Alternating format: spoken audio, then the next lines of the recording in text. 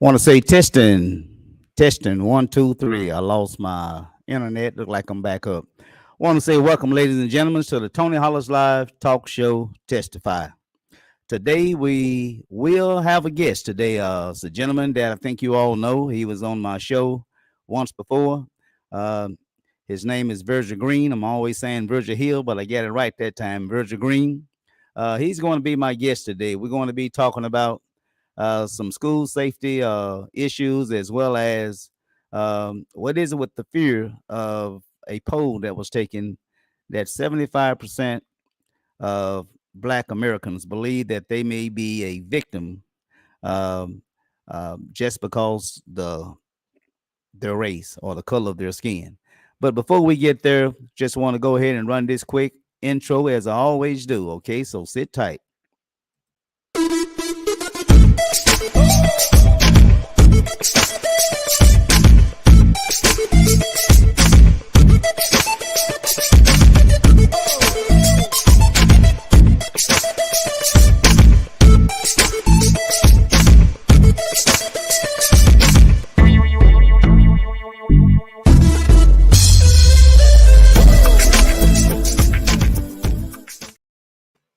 Again, welcome to Tony Hollis Live Talk Show Testify.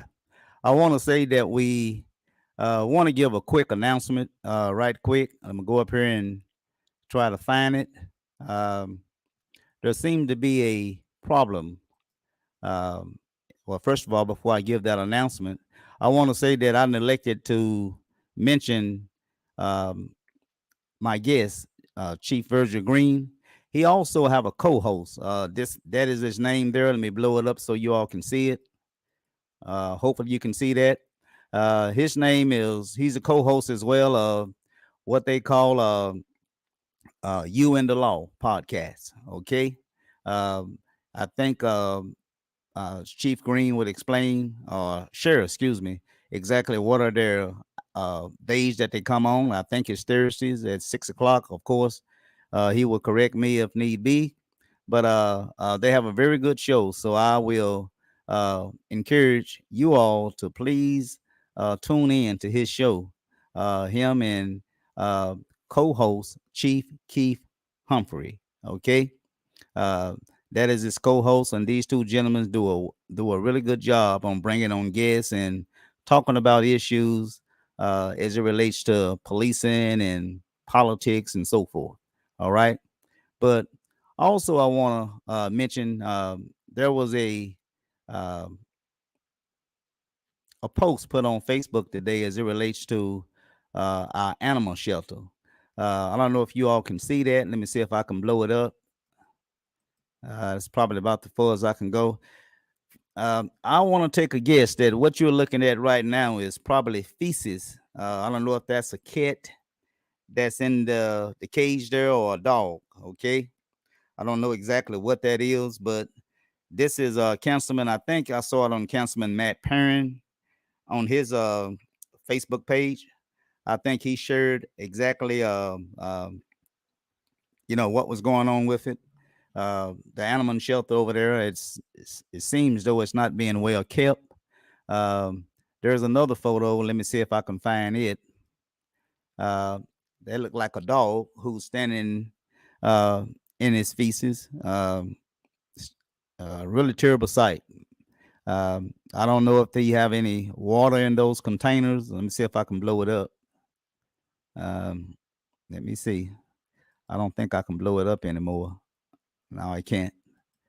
But I don't know if that is water in those containers there or what. But this is the Blava Animal Shelter. It don't look like it's being well kept.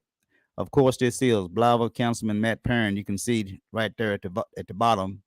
I think this is his posting. He's a councilman for Ward 2, which is my ward. And so he wanted to share that. Okay.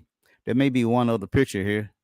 I don't know if that's just another look like another puppy inside this cage. I don't know if the discoloration there you got white and a dark looking color. I don't know what that is, but those are the pictures that he wanted to show. Okay, so that is that. So we're going to get out of this here, and we're going to go up and we're going to go and play a quick short video, because we're going to be talking about, first of all, before I bring my guests on, I'm going to play you a video that really showed the timeline of the shooting that occurred in what is Uvalde, Texas, Uvalde, Texas. Uh, but anyway, we want to show that quick video. It's not long, to kind of give you a timetable of exactly what transpired there. I think it was a little over an hour that this active shooting, uh, occurred there at the school. But let's play that quick video right quick, all right? So let's go up here and find it right now and play this video. Okay, get out of that. And we're going to really go ahead and set the stage for you where we can uh, go ahead and just show you exactly. I'm pretty sure many of you already done saw it uh, on the news. But again, for those of you who have not seen this timeline, now you have an opportunity to see it, okay? So we're finna play that now, all right? Want to make sure that I'm mute or won't get any feedback.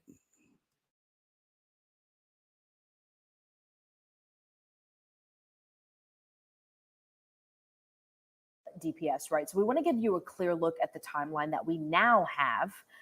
Officials have told us what happened Tuesday morning in Uvalde. As you'll see, everything happened here very quickly, and at some moments here at the same time. 11:27, video shows the door that the gunman used to get inside the school. We now know it was propped open by a teacher. 11:28, the gunman crashes a vehicle into a ditch. Then, the teacher who left the door propped open runs inside the school to get a phone, but the door remained open. At the same time, two men in a nearby funeral home run to the crash scene, but turn around after the gunman starts shooting at them while running toward the school. 11:30, a 911 call about the crash and a man with a gun. 11:31, the gunman hides behind cars in the school's parking lot. That's when police arrive at the school and find a teacher at the back door, but they don't see the gunman.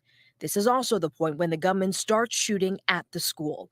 11:32, the gunman gets into the school, through the propped open door, turns down a hallway, and starts shooting into a classroom. Police say based on audio evidence, the gunman shot more than 100 rounds at this time. 11:35, three police officers entered the school through the same door the gunman used. They are followed by other officers. The first three officers go toward the classroom where the gunman is with the door closed, and they were shot. 11:37, another 16 rounds fired by the gunman. 11:51, more police officers arrive. 12:15, the Border Patrol Tactical Unit arrives. 12:21, the gunman starts shooting again, possibly at the door of the classroom he's in. 12:50, police use a key they got from the school janitor. They open the classroom door and kill the gunman. Color me unamused. Double these plates up, or you could have a total mess on.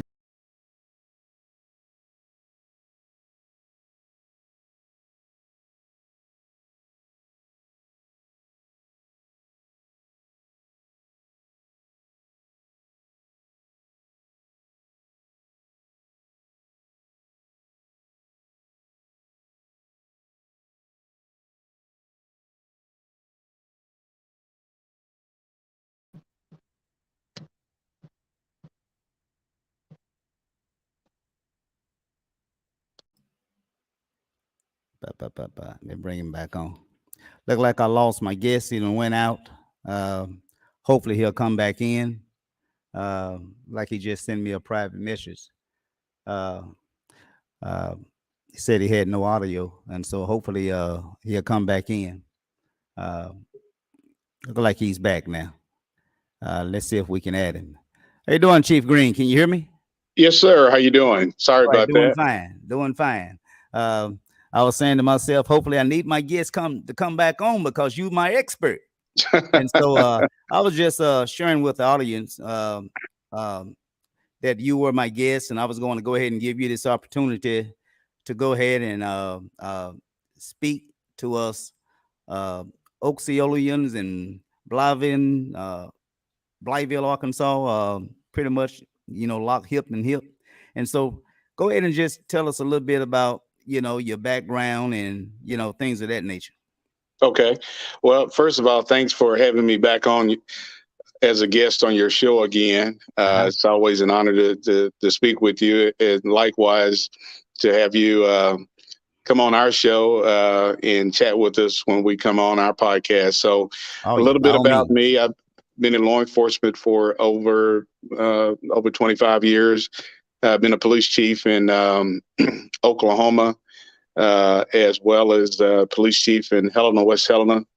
And some may remember about a year ago where I had was offered the police chief position in Osceola, and some things happened behind the scenes where that didn't happen. So currently, I am into my third week as a police chief up in the Minneapolis, Minnesota area, where I'm the All police right. chief with the city of Golden Valley, Minnesota, where I'm the first African American police chief in the history of this department, and will be the fifth police chief in the whole state of Minnesota. So definitely blessed to be put in this position.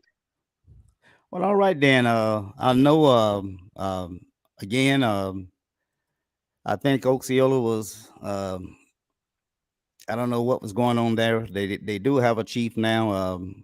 His name is, I think Jerry Hamilton is his name. And he's serving as chief now. They went ahead on and, made him permanent. He was serving as interim, but they did Okay. hire him as, a permanent chief of police for Osceola. Well, that's Uh, good. That's good. A good guy. I mean, I got no problem with him. A good guy. I had a conversation with him this morning, but I'm gonna talk a little bit about that when I close out. But we got about 5 topics that we're going to be discussing. We're going to try to get through them as quick as we can. Okay, and the 5 topics that we want to talk about, uh, we already done laid uh, the basis for the show in terms of the timeline, and but we want to go up here and talk about some training. Okay, Okay. uh, and there's been a lot of talk about you know an active shooter as opposed to a barricade. Uh, what is the difference between an active shooter and a barricade, and why was it such of importance uh, during the Uvalde incident in terms of what occurred there? So can you just basically just explain between the two, an active shooter compared to a barricade? Barricade is up. Yeah. So a barricade, an active shooter is a person who is actively shooting inside of whether it be a school or whether it be a mall or whether it be a grocery store or any place where there are people in the public. So a person can barricade themselves in a room, whether it be a classroom or whether it could be in a store. But the when police respond to an active shooter, especially after the shooting that took place in Columbine and then what took place in Sandy Hook, a lot more training has went into training officers how to respond to active shooters. And so that training consists of officers using tactical maneuvers to enter into the building to where they can safely get out those who may be in a position to exit the building, whether it be a school or whether it be a shopping center, and then for them to work towards that active shooter. And that means if that active shooter is still firing, then the police officers with their training know that that is a threat that they need to get to and neutralize and get anybody that's in that in that area out of that area. So when if a person barricades himself in a room, that's a little bit different. And so you have to be able to determine where that person is at inside of that room. So that's the difference between an active shooter and a barricade subject. So why do you think? I think it was like 19 police officers that they stated that was outside. Yeah. Why do you think that they didn't act? I mean, did it have something to do with training? Do you think it had something to do with fear? Because in this day and age, you got a person in there with a assault rifle that can shoot. Shoot over 100 rounds. I think he shot like 100 rounds. Yeah, you can shoot 100 rounds in less than 30 seconds. Depending on the capacity of the magazine that you have. So you asked the question, there were 19 or, there was a lot of police officers at that scene outside of that school. And you asked the question, why didn't they go inside of the school? Which is a question that a lot of people, even in law enforcement, is asking, because I don't know if you are aware of this or those who are watching your show, that this same department, including the police chief, went through a active shooter training back in December. So for them to have went through this active shooter training, which is required by the state of Texas, and there are procedures that you're supposed to follow, they did not follow that training that they just received several months ago. So there's a lot of questions that people are wanting to know. And just before coming on the show, Tony, one of the things that's real disturbing is that the school district has cut off all communications with the investigators, with the Texas Department of Public Safety. So that's a real concern. Why would you, as a school district, which I'm pretty sure they are aware that there's going to be a whole lot of legal action coming behind this, but for you to stop cooperating with an investigation even raises more questions on top of the questions that haven't been answered. So why do you think well, let me ask you this here. As understandable, the police officers who was hesitant, or shall I say refused to go in, do you think that the police unions at this point would be now more concerned with police officers in terms of, you get like a 6-shooter or just a regular old revolver or 9mm or whatever? I mean, that is nothing compared to an assault weapon. So shouldn't they be sounding the horn, to the legislators about trying to protect police officers when they, involved in situations like this? I mean, why don't the police unions say anything? We understand the NRA, but why don't the police unions, step up and say something they're going to protect police officers?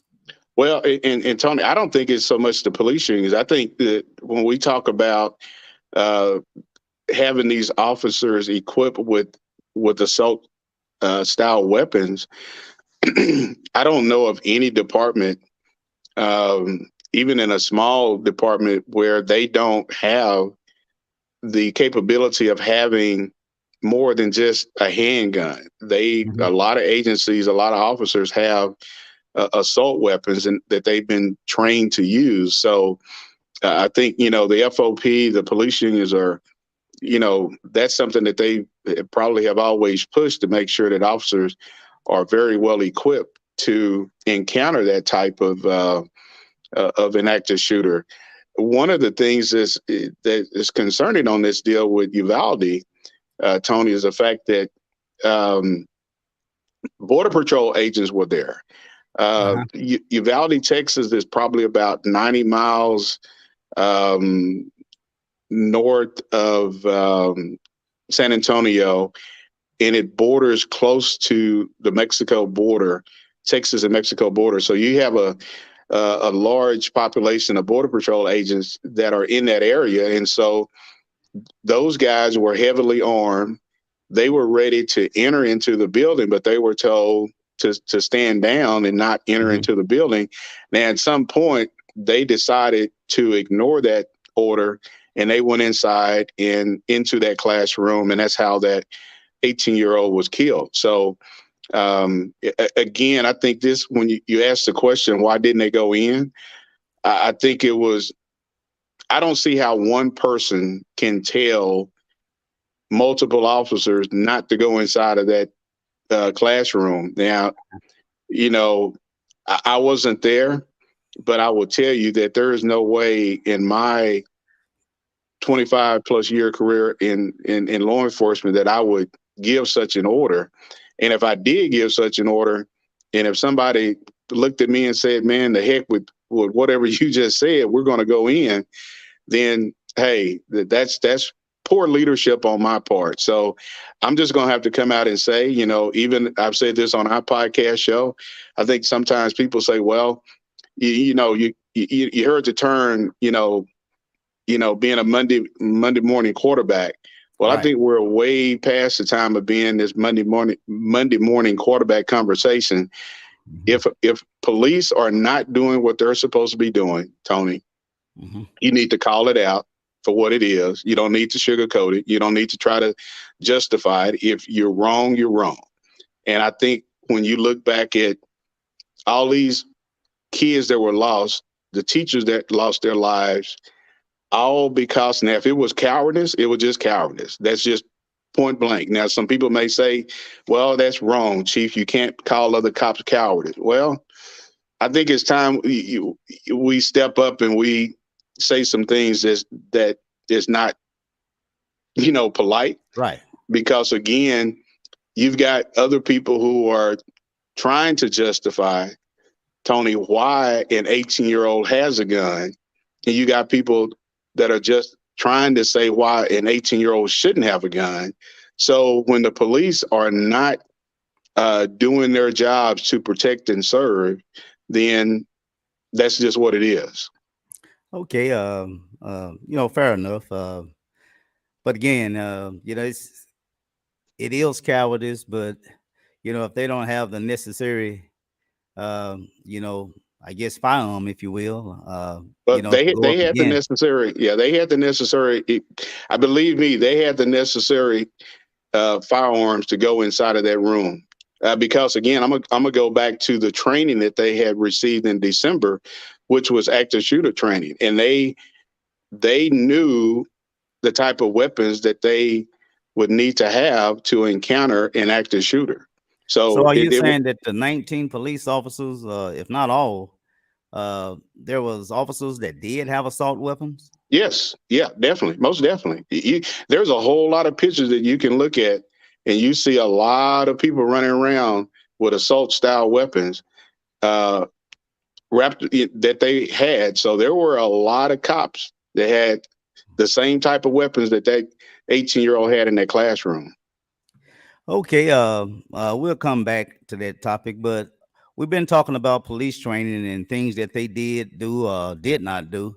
But let's talk about training for what is it? Your school resource officers. At first they Yeah, put out that the gunman was somewhat confronted by I think they indicated a school resource officer or something to that effect. yes, sir. And come to find out that that wasn't true. Correct. So, uh, I mean, why do you think that they put that lie out there? They either had to know that they had a school resource officer or they didn't. So why do you think they lied? Well, again, there's been so much misinformation that has come from that school district campus police. So you got to understand, Tony, the that school district has their own police department.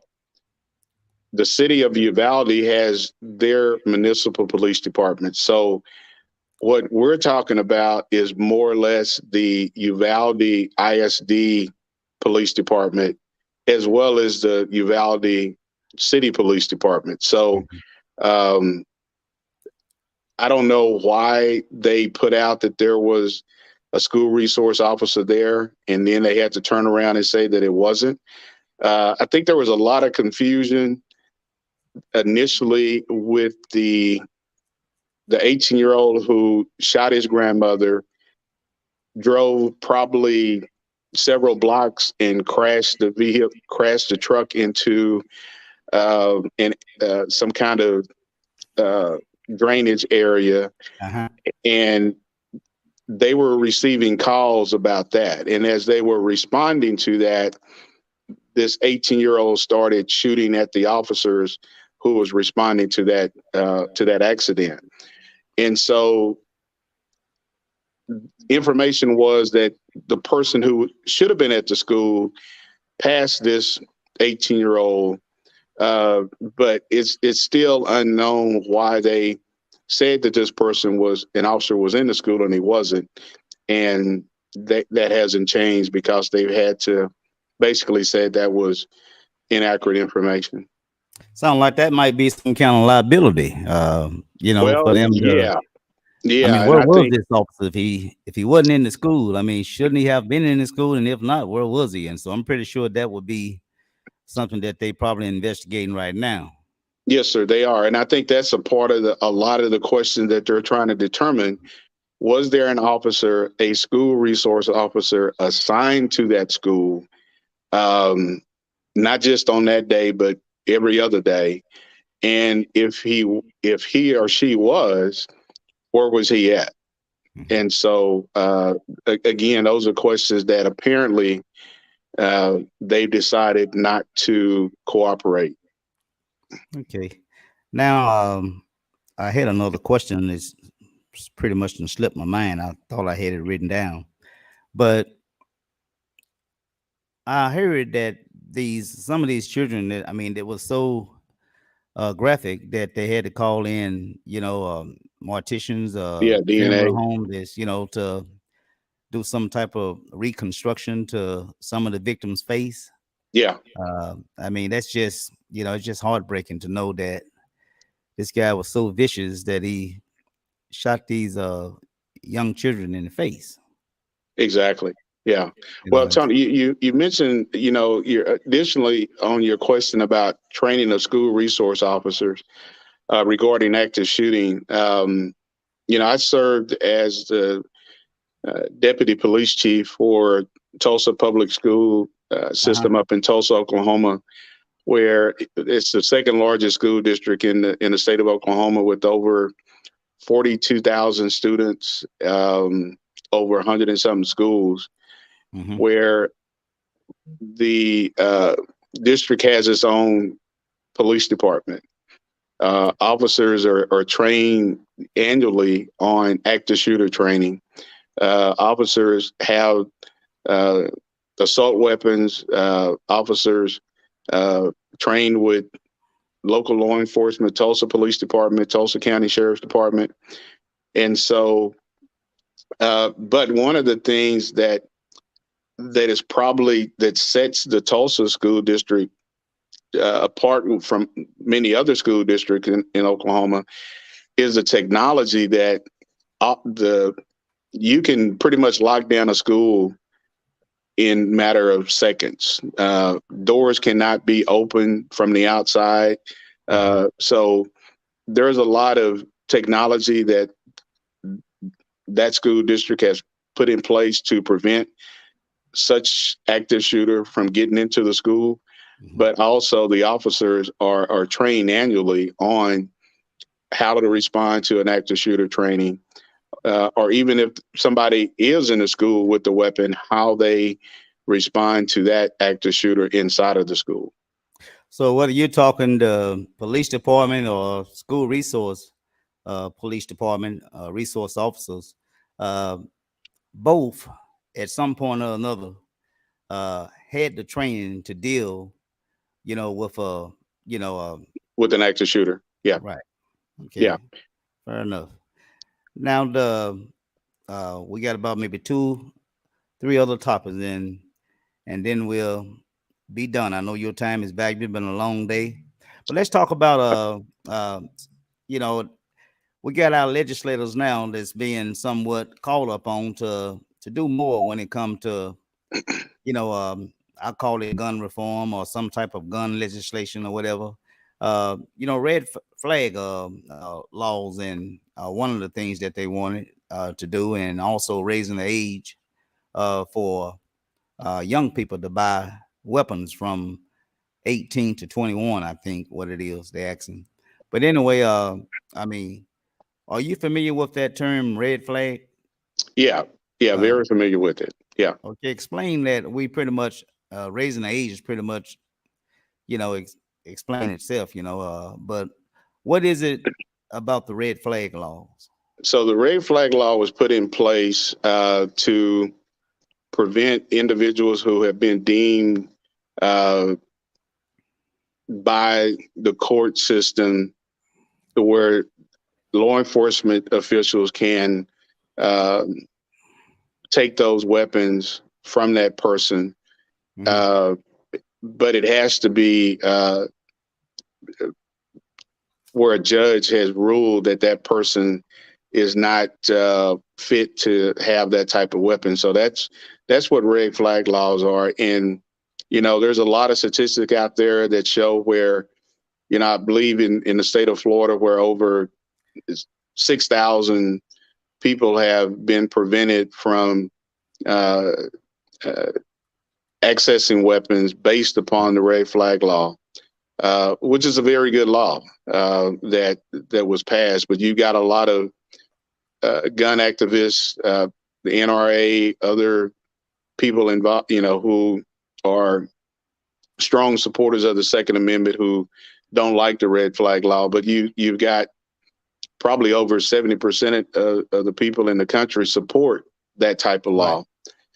Right. One of the things that since the Uvalde shooting, you've got the House is working on a gun control package, which, listening to some news earlier that it's expected to pass the House, but it's not expected to pass the Senate because of the Republicans are going to block it. And so this bill that they're trying to present or pass will limit anyone under the age of 21 from purchasing any assault style weapon.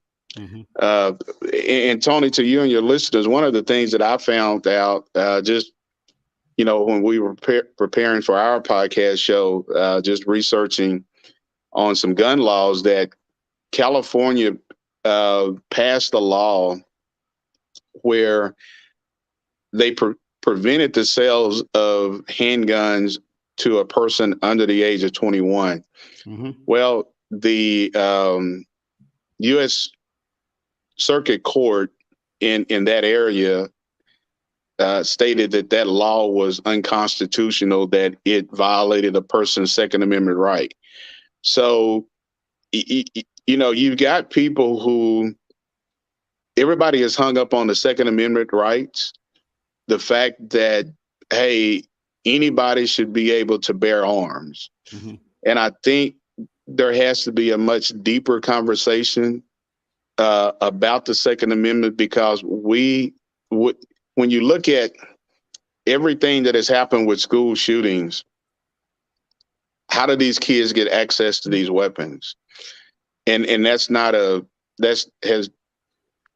a small piece of the conversation, Tony. But you've got gun activists such as the NRA and a lot of Republicans who say, no, if you do that, you're going to violate my rights. I've got to ask this question. What about the rights of those families in Uvalde, Texas? And what about the rights of the people up in Buffalo, New York, that were murdered inside of a grocery store? And what about the rights of so many other mass shootings that we've had? Nobody is talking about those rights, Tony, but everybody is talking about the rights of an 18-year-old or anybody else going and purchasing these type of weapons, which, an AK was meant for military combat and law enforcement, not just for average citizens. Okay. So the red flag laws actually, and to sum it all up, is to keep these weapons out of the hand of those people um, who may be is if you want to don't qualify to own a weapon, that it be uh, something with their criminal history or something to do with some mental issue or what have you. And so um, I'm thinking that that is probably one of the biggest two reasons why red flag laws are needed, wouldn't you say? Yes, sir. Definitely. Okay. Okay. All right, we got two other topics here, and these other two topics we want to move on to. This actually ties into to Buffalo. You know, the shooting that occurred there.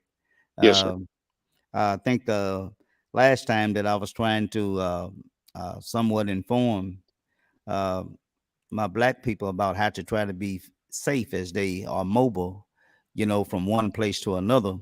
Uh, you know, I don't know if it, I didn't say anything that would be considered dangerous, but I think Facebook somewhat took down my video. It's one reason why I'm streaming tonight to YouTube's and Facebook.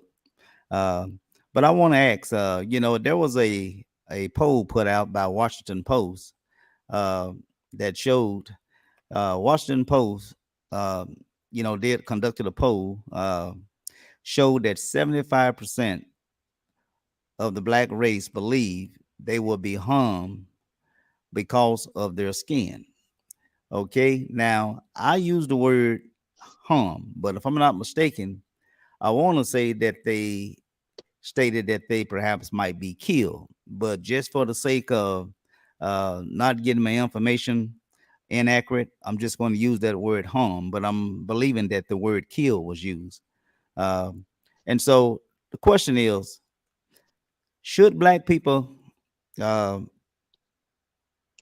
have these fears? And if so, why? Well, I think, the Buffalo shooting, Tony, is a reminder of just how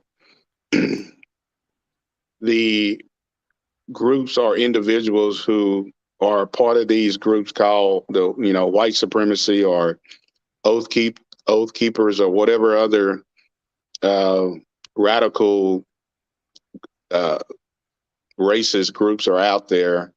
Mhm. All these guys do, they spend their weekends target practicing, and a Mhm. lot of them use those imitation targets as black folks. And so when you have a group of individuals who have a issue with black people, an issue with Latino people, an issue with many other immigrants, they are planning some type of an attack. And so the the horrifying stories that came out of New York was how this 18-year-old pre-planned this attack on that store, and so yeah, I mean, black people should definitely be concerned about their safety anywhere, whether it's inside of a church, whether it's inside of uh, a store, or whether it's inside of a shopping center, because you just got, unfortunately, Tony, we just got a group of people who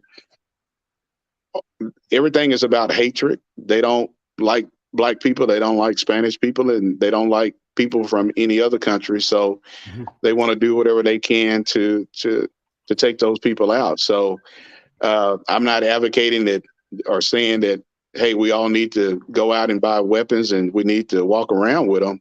But I believe we just need to be more aware that there are these hate groups, and that the FBI has actually identified these hate groups and has put that information out to local law enforcement that these groups do exist and that they are planning certain attacks, just like the 18-year-old kid did in Buffalo.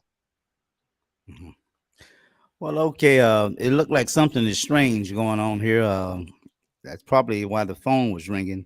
I know we live on YouTube, but it's kind of strange. Haven't seen any viewers on Facebook, and so I don't know if this is another one of those cases to where I'm being flagged again. I don't know, but we're going to continue. We got we got YouTube. YouTube is carrying us, and so Okay, we're yeah, gonna, you're not getting any messages from any people no watching. messages, no views, or nothing. So I don't know what's. Well, I got one there. Someone popped up there. We got one viewer, and so I guess we maybe they'll tune in later. They probably don't forget. I don't switch my dates from Sunday to Tuesday, and sometime I do a Sunday like a special show, and so maybe that's what's going on. I guess they trying to say, well, I get with Tony when Tony finally get his schedule, on the straight and narrow. Okay.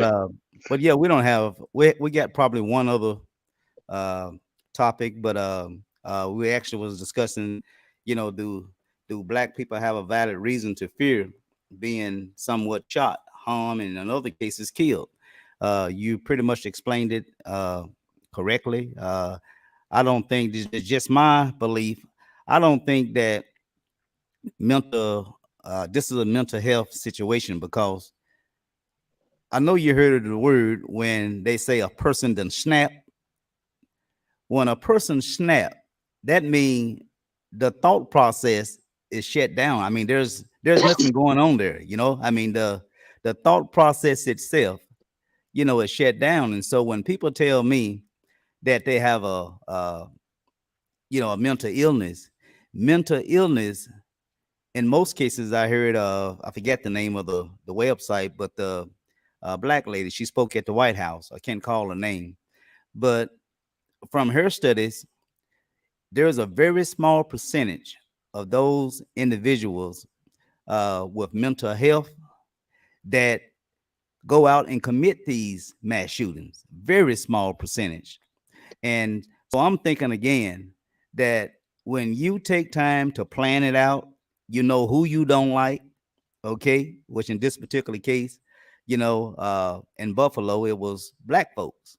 He Yeah. knew who he didn't like. He knew what he wanted to do to him.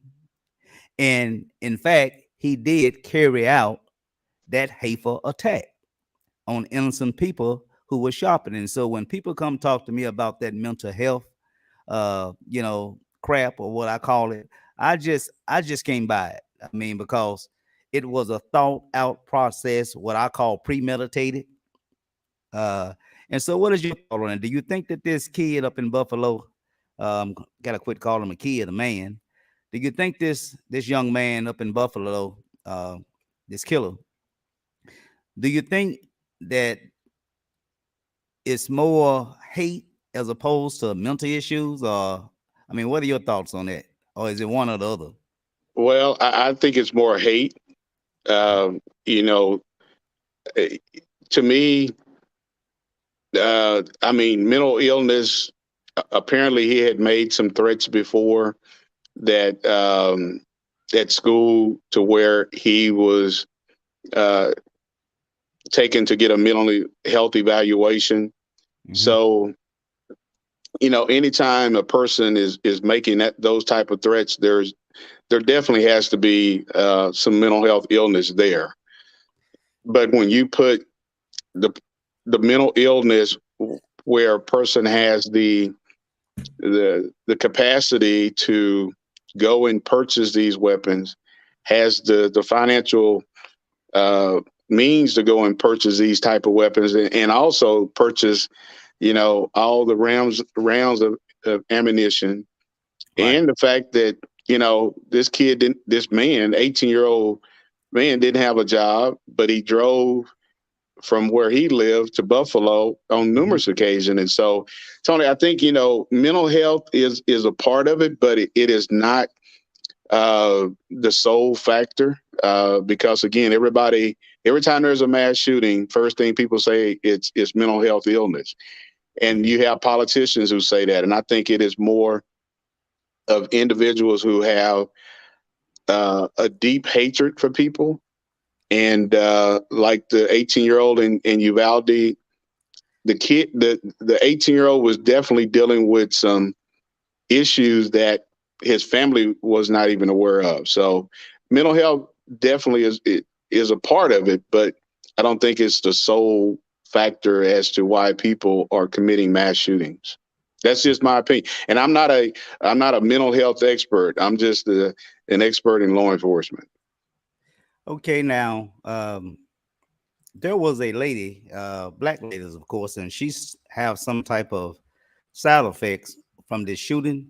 She actually had an encounter with this young man. I think, I don't know if it was last year or sometime this year, but I have a video that I want to just play real quickly. I know time is pushing close to time, but I want to show you this video just real quickly that that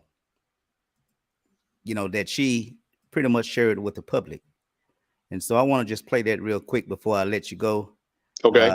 And it kind of give you the chills when you think that this woman perhaps could have been could have been a victim. Let me turn that off.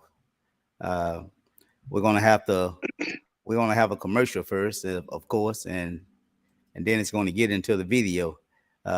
So let's go ahead and play this right quick before we close out. Okay. Let me find it. Okay, let me go up here and find it. And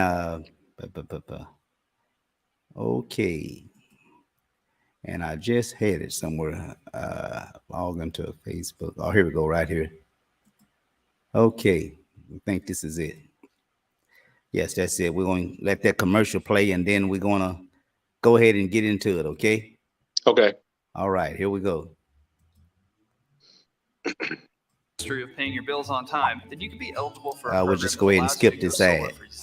We now know that shooter was kicked out of Tops the day before that shooting. And tonight, the employee who says she was the one who did it is speaking out. New at 11 tonight, 10 TV's Olivia Eugenio is in Buffalo outside of the Tops after speaking with the operations manager. It's amazing how simple decisions could massively change your life, how one choice could make all the difference. And for Shawnell Harris T, that couldn't be more true. Yes, A matter of seconds to ask a question. it's like, well, before you take us home, we want to get some snacks, and we have snacks at home, but they didn't want to cook. A few seconds on Saturday that leaves Shawnell Harris T with a what if. So we went back into the store, and right before we went into the store, the first lady who got shot was coming across the parking lot. But Shawnell's what if goes much deeper. A lot of ifs, if and what ifs key hit my mind. What if he was angry? He could have probably did what he could have did it Friday night. What if he had been angry when she asked him to leave the same top store Friday night after two customers complained? And I had met him in the meat department area and asked him could he leave the store, that he can't be soliciting in the store, asking people for change, and because he's making the customers feel uncomfortable. And I asked him, can he please leave the store? He said, okay. And I noticed when he was leaving the store, his eyes was wandering. He was wondering, looking around as he was leaving. Shawnell says the shooter was wearing the exact same clothes on Friday as he was Saturday when she saw him again. So now, along with what if, Shawnell is left with what now? I can't sleep. I still playing. I can still see it with my eyes closed, hearing any loud noises make me just jump because I can still hear the gun shooting, people screaming, people crying. And her painful memories just won't stop. It just.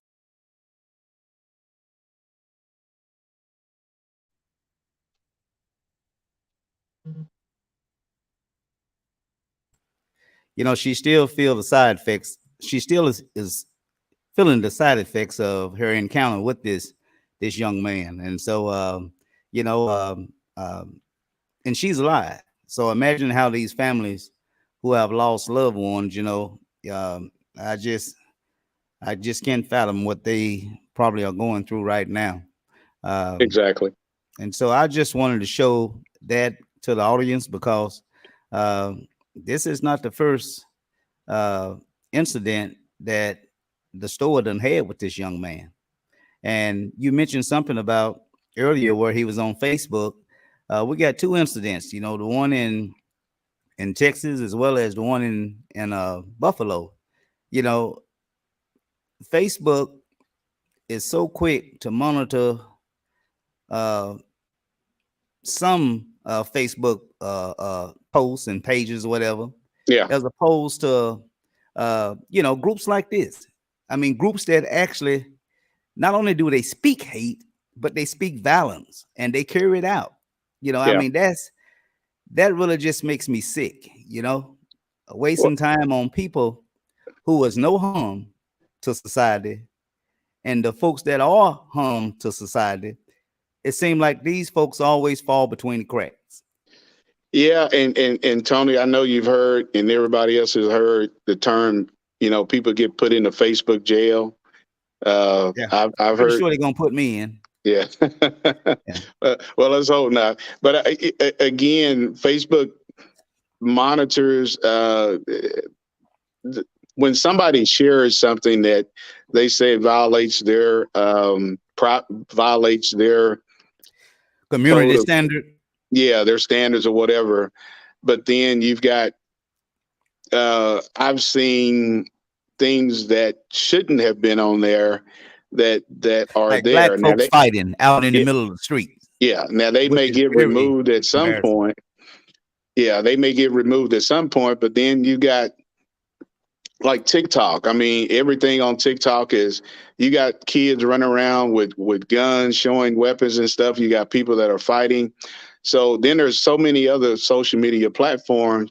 But I think one of the things that really needs to happen is that if these platforms are going to offer that type of service, they need to really make sure that they have people monitoring those platforms.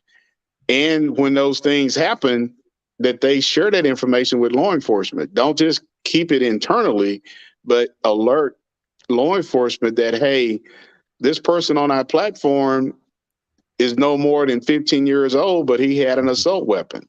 So there again, there's a lot of responsibility on those individuals on Facebook, Instagram, TikTok, and everybody else that has a platform for the public to use. And it's just a shame, you know, we get these young folks, they can, I think, what is it? You have to be 21 years old to buy a beer. I think another thing is something like 25, I think, to rent A an car. automobile. Yeah. And of course, that can just go on and on and on. But it's just mind buffling. I mean, the think that this little young 18-year-old has enough intelligence to be responsible to go out and buy not just any weapon. We're talking about an assault Weapon. deadly Yeah. weapon, a weapon that is designed for war. You know, we So- know it's not for hunting. So I'm going to ask you this question, Tony, and to people that are listening or will probably listen after. Why is it that there is a law in place for you have to be 21 years old to buy alcohol? Why? Obviously, the law was put in place because of organizations like Mothers Against Drunk Driving and so many other organizations that says there has to be a limit on people being able to buy alcohol. I mean, so why not have an assault weapon is a whole lot more deadlier than going in buying a 6-pack of beer. Well, people just don't probably not going to like me for making this statement, but I think to answer your question on that, you know, it's just like what's the drug that these young kids, what is opium or whatever you call it? Opioids. You see, Yeah. whenever you get a drug that is actually killing a vast percentage of, in this particular case, in both cases, what are you talking, drinking, or what are you talking, you know, these old strong drugs? You know, I mean, these are white kids that are dying. I mean, and so it has to have a racial component to it. I mean, that's just my little 2 cents. because let's go to gun violence. Like I said, we just had a killing last night down in Osceola. Why can't it be that same drive to do something about black on black killing? You know, it's almost like it's a bunch of black folks killing each other. So, oh well, I guess they look at that nowadays as the norm.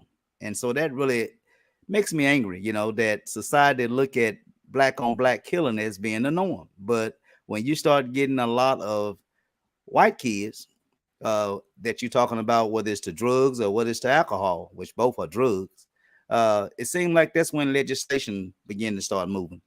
I mean, just my thought.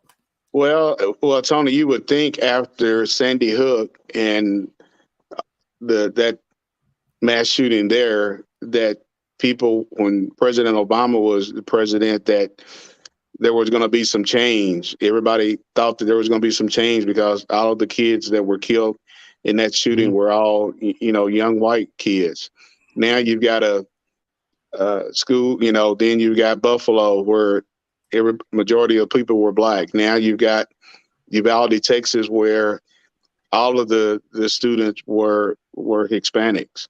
And so, you know, again, I just think, you know, you've got politicians who are put in place to pass policy and to make sure that those policies protect everybody. But this whole deal on the Second Amendment has really got to, and I'll say this, I don't think anything is going to change with what took place in Uvalde with passing any sensible gun reforms, because you just got a group of people who, for whatever reason, they're going to continue. Even if there was a Republican president, this still will not get passed. And we need to take politics out of this conversation totally and look at the lives that were lost who they didn't ask for that, you know. So we're way past the time for much deeper conversations about this. And Tony, one of the things I know before you go is that people can show up in mass droves to protest. And I think what people really need to do, show that same energy and get out and vote. Get out and vote in these elections where in the House and Senate, that's what matters. Get out and vote and put some people in office that really needs to be there to make sure some laws are passed. I don't know who is that. We got someone trying to, I don't know if that's your phone or mine, but I think it may be mine. okay. But anyway, someone trying to call in. I don't know who it is, but I don't know why they won't go to the board and go ahead and give us a question if they have one. But as I indicated, you know, like I said, we're on YouTube, and so maybe Facebook is not carrying this here. We'll find out. But okay, again, we got about 2 minutes to wrap this thing up, and again, I want to go ahead and show again to the audience that let me find it. Let me get rid of that. That this is your co-host. I want people to know that, and you pretty much can go ahead and explain to the audience exactly you know what your show is all about. So I put the photo back up, and I'll let you go from there. Okay. Yeah, we're in the second year of our podcast show. It's called You and the Law Podcast Show. We stream live every Thursday afternoon at 6 p.m. Central Standard Time. Our podcast show is really, you know, me and my co-host, Chief Keith Humphrey, who just retired as the police chief with the city of Little Rock.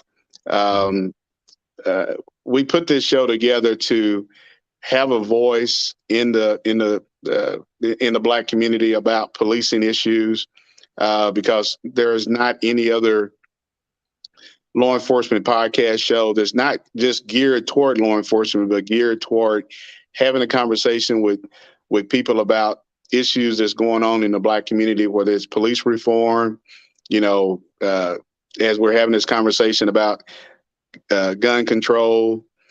So we talk about everything on our podcast, and we believe in just being honest with our listeners. And we don't always agree, but majority of the time we do. But you know, if people want to know more about our podcast show, you can search us on Facebook, and you can go to our page and like us and follow us. And you can also find more about our show on Spotify, Anchor, Google Podcasts. So there's many other platforms that you can find out about You and the Law. And we just want to encourage people to come on and listen to us and join us as you do when we have some real good topics and real good guests to come on.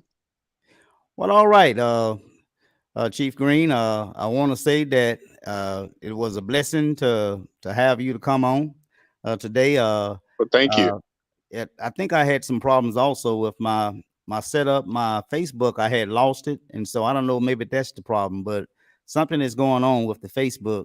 But YouTube's is cured, and so I think you pretty much can go to YouTube's. I'm gonna upload it and put it on Facebook. But if you want to go to YouTube's, you can just go ahead and just type in my name and Tony Hollers, and it'll take you. You can go to YouTube's and do it, and just right there at the search window, type in Tony Hollers, and you know, all of my videos will pull up, and you can watch the latest. I think the latest now. I think it may take some time for them to post it because they got to go through it and, you know, do their little thing for us, examine it or what have you. But the YouTube is available, and if you hadn't already, you know, please do. I think I get my don't have it on this. This must be Facebook, but at the very bottom, I do have my subscribe button to my YouTube, and so tell a friend to go ahead to my page and subscribe, and they can get all my videos. Hit the bell, and the bell will notify you when I go live. So, with that being said, I want to say thank you for coming on such short notice, and hopefully the next time we do this thing, we can have a bit more larger audience, because right now I don't think we had probably one person viewing. Okay. Maybe they'll go back and view it later. Yeah. I know I'm going to post it, but again, I will catch you on Thursday, right? Yes, sir. We'll be on there Thursday at 6 p.m. Central Standard Time. And what is the topic this Thursday? You know, I think we're going to be talking about. There's a video that I showed of police officers entering on a bus full of Black girls from a lacrosse team. So we're going to be talking about that and the probable cause and how those young ladies' rights were violated, and how law enforcement. Yeah, I did see that. I saw that. So that's what we're going to be talking about. All right. Well, I'll see you all Thursday. And again, you know, peace and love, Chief Green, and say hello to your co-host, Chief Humphrey. And I'll catch you guys this coming Thursday, 6:00 p.m. All right. Thank you. Thanks for peace and love. Right. Glad to have you. Bye-bye. You're welcome. Mm-hmm. Well, ladies and gentlemen, that was Chief Green. As he stated, opening up the show, he was a person that was chosen to be Osceola Police Chief back here months ago. Unfortunately, there was, you know, members of the city council overruled the mayor. And so that is the reason why they did not get Chief Green to serve as the chief of Osceola Police Department. And before I end this show, I want to say again that there was another killing in Osceola, another young Black life, as I'm told, ended. Listen, y'all. We got to do something about this Black on Black killing. Okay? We have to do something about this Black on Black killing. It's going to take us all, though. It's going to take us coming out of the pool pits. Okay? It's going to take us coming off the couch. Okay? And it's going to take the politicians as well. inviting us to the table, accepting our invitation to come to our table and to see if we could come together to create some type of constructive plan, if you will, to deal with this out of control, senseless killing. So that's my show, ladies and gentlemen. I'm sorry that I didn't have as big of an audience as we hope to have had. This is some very valuable information. There's going to be some shows that you like, others you don't, but this is one of those teachable moments, life lesson skills, shows that you should very much take part in, because not only are your kids are affected at the school, you are affected. We saw what happened in Buffalo at the supermarket. We done had killings at the theater. We done had killings inside Walmarts. And so now you can be killed shopping, driving, sitting, you name it. So I would hope that you all will, at some point or another, listen to some of these shows, if not my show. As Chief Green indicated, he got You and the Law podcast. He do pretty much a lot of similar things that I do. I don't know if they have any shows here in Mississippi County, but we really do need to do something about trying to preach life into our young people. It seems like they don't even have a concept as to put any kind of value in life. We need to change that. So until then, I want you all to catch me. I think it's on June the 6th, Tuesday at 6:00 p.m. And until then, peace and love, goodbye, and good night.